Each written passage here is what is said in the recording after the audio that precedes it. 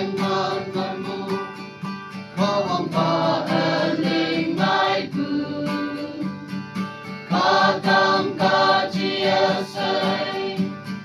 penyong penglong lengangan, wang yang wangi asai, kawang paalingan, kawang pada ninyong hemlokan,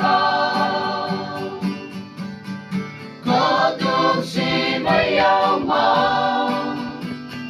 tampu femnya penglong bahwa di kenam noe ang jamhademang, kawang ngaling kuyak tui lante, kadung nyuling wante, kadung mehang muyenang, kawang iyang ki,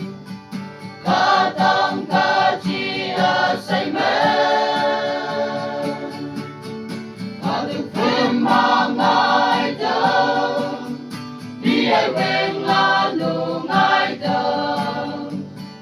kadung si may yaw maedam daw, kadung si bayaw ma, tampu femnya penglong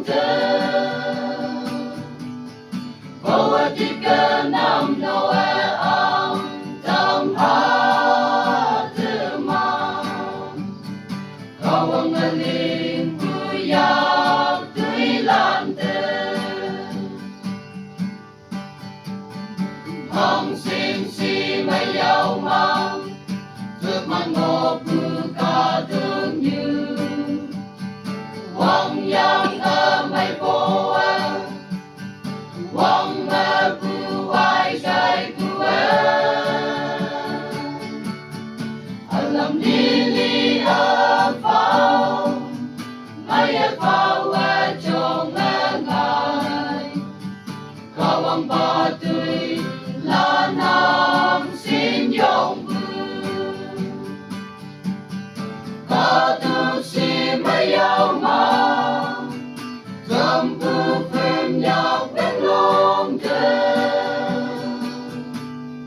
bahwa di kenam noe ang tamhademang, kawang ngaling